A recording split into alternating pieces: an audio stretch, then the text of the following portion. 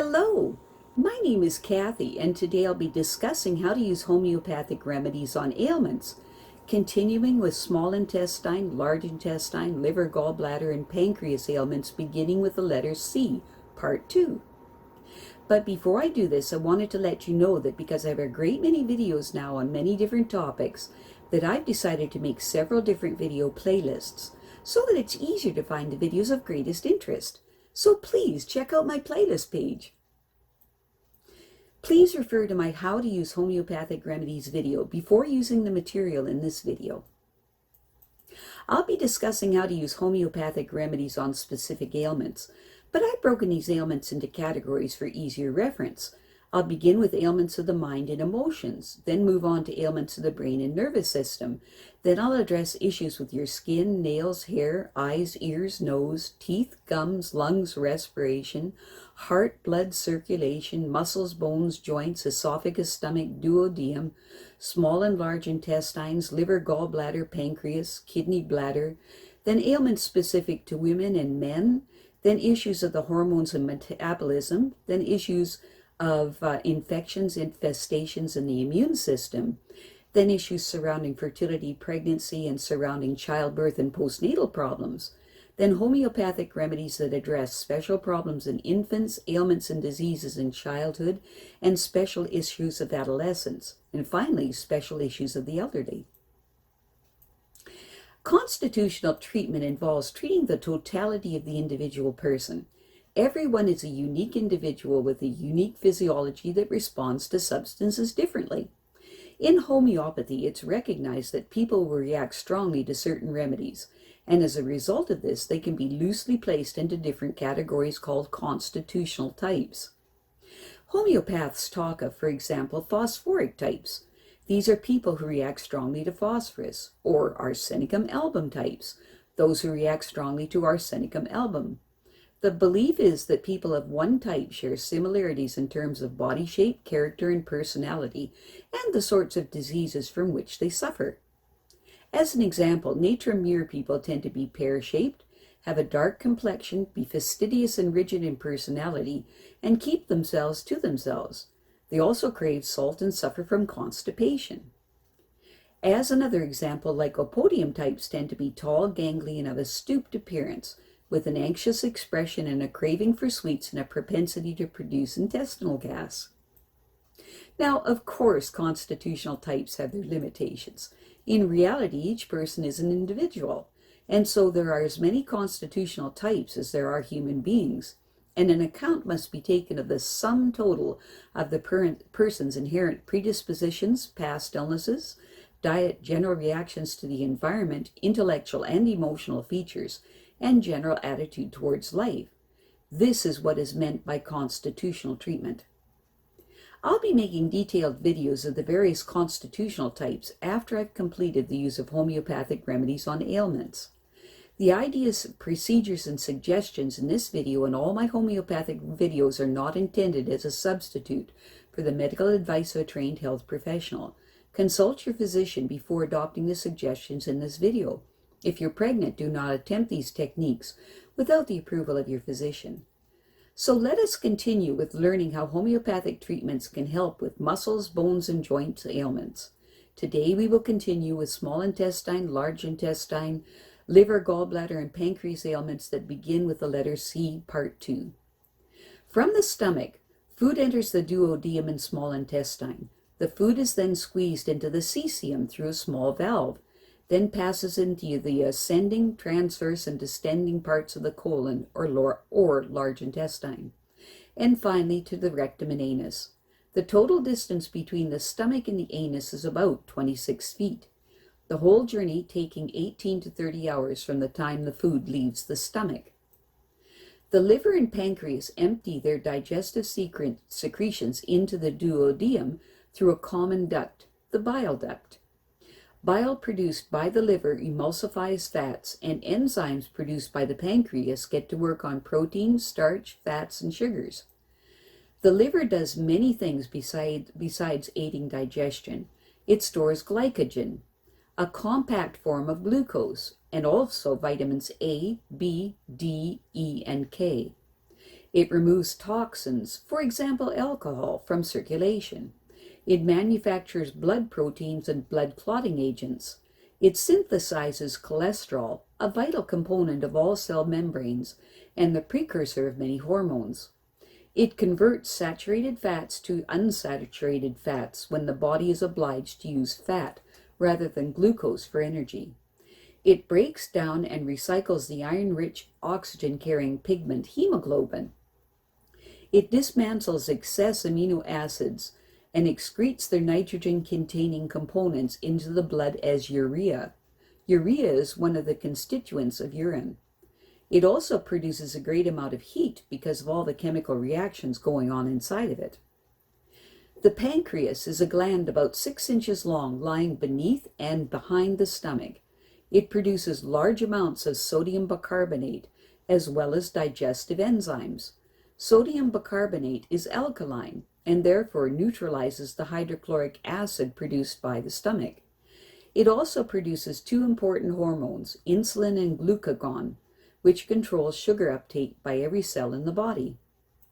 The gallbladder has no secretory function. It merely stores and concentrates bile sent to it by the liver and empties it into the duodenum in response to a hormone that secretes whenever fatty food leaves the stomach. The small intestine has two functions: to complete the food breakdown process and to absorb nutrients into the bloodstream. Although it is only 21 feet long, it has a total absorptive area of about 200 square feet. This is because its inner walls are lined with millions of finger-like projections called villi, each containing blood capillaries and tiny tributaries of the lymphatic system called lacteals. Amino acids, glucose, small fat droplets, vitamins, and minerals pass into the capillaries, and larger fat droplets into the lacteals. Whatever remains unabsorbed by the small intestine, about 5% of fats, 10% of amino acids, fiber, some vitamins, bacteria, intestinal secretions, salts, water, all pass into the colon, where it is gradually compacted into semi-solid feces. The bacterial populations of the colon manufacture vitamins K, B12, B1, and B5, and certain amino acids. These are absorbed by the walls of the colon, together with salts, water, and other valuable substances. Transit time through the colon depends mainly on the amount of roughage in the diet. Too little roughage causes constipation and related ailments such as hemorrhoids and diverticulitis. Constipation. Constipation is the delayed transit of solid waste through the colon, resulting in irregular, infrequent, or difficult bowel movements. The longer feces stay in the colon, the more water is absorbed from them, and the harder they become, and the more straining is required to pass them. The risk of fecal toxins passing into the bloodstream and adversely affecting the metabolism of the rest of the body is also increased. Although conditions such as cancer of the colon or rectum, irritable bowel syndrome, diverticular disease, anal fissure, and piles may contribute to difficult or painful bowel movements, the root cause of constipation is usually dietary: not enough fiber, not enough fluids, a lack of vitamin B1, B5, B6, potassium, magnesium, and zinc, too much animal protein, too much dairy products, too much vitamin D, too much aluminum, and too much vinegar, salt, pepper, and spices. If the diet is not at fault, the cause may be eating meals too fast, not having enough exercise, tension, anxiety, depression, delaying or not regularly obeying the urge to open the bowels, taking antibiotics or abusing laxative, the abuse of certain over-the-counter drugs, especially cough mixtures, hypothyroidism, liver malfunction leading to inadequate bile production, or impairment of nerves supplying the colon due to spinal abnormalities or injury. In homeopathy, constipation is regarded as a constitutional problem and is therefore treated constitutionally. Bowel nosodes may be given. The remedies given below are for use on an occasional basis only, not, for example, when traveling, or holidays disrupt normal diet and exercise habits. Specific remedies to be taken every 2 hours for up to 10 doses. If there is a great urge to pass stool, but nothing passed, or passing stool and feeling that there is more to come, especially if the person is sedentary, elderly, or studying hard, chronic use of laxatives, chilliness, or irritability, use Nux 6C.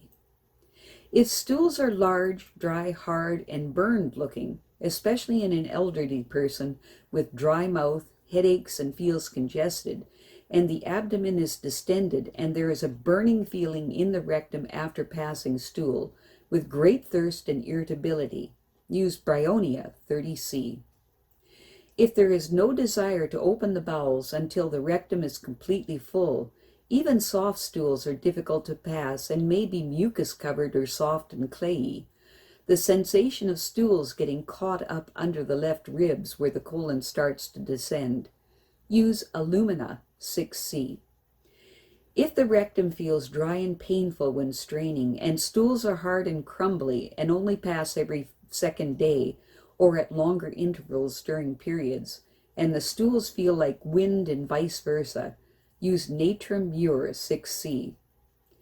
For ineffectual urging accompanied by painful burning sensations, when passed stools are hard, dark, large, and dry, always feeling that there is more to come, and the person suffers from piles and anal fissure, and constipation alternates with bouts of diarrhea, and the stools are passed every 2 to 4 days when constipated, use Sulphur 6C. If contraction of the anal sphincter is not strong enough to expel stools, so that the stool slides back in again and the anus feels sore, and the stools are scanty, hard, and mucus covered, and the person is chilly and prone to head sweats, use Silicea 6C. If there is no desire to open the bowels for days on end, then stools are hard and pill-like, and the bowels are lazy with appetite poor, and the person is drowsy during the day, but wakeful at night and alert to the slightest sound, use Opium 6C. For no desire to open the bowels for several days, then griping colicky pain followed by passage of large stool covered in white mucus, and the bowels ache afterwards, the person may have piles or an anal fissure and be overweight, use Graphites 6C. If the rectum feels dry and hot, as if full of sticks or spikes, and there is the sensation of a knife being jabbed upward upon attempting to open the bowels, with a sensation of fullness in the rectum, with pain in the lower back, and crawling sensation in the anus, with the symptoms worse after sleep, and the person is elderly, use Aesculus, that's Aesculus 6C. For boiling sensations in the bowels, splinter-like pains that last for hours after passing stools, as if something is being torn, also burning and itching, use Nitric Acid 6C. For sharp griping pains where straining produces little pills that are hard, black, and dry, and at the same time bowels feel as if they were being drawn up towards the spine on a piece of string, and the person is habitually constipated, use Plumbum 6C. For great flatulence and no desire to open the bowels for days on end, with hard, incomplete stools passed with pain and difficulty, and patches of wind in the intestines that are relieved by rubbing, and the person craves sweet things and feels worse between 4 and 8 p.m., use Lycopodium 6C. I have a great many videos now on many different topics, and so I've decided to make several different video playlists so that it's easier to find the videos of greatest interest. So please check out my playlist page. Well, that's it for now. To stay up to date with my latest videos, make sure to subscribe to this free YouTube channel by clicking the red subscribe button right below this video. Take care.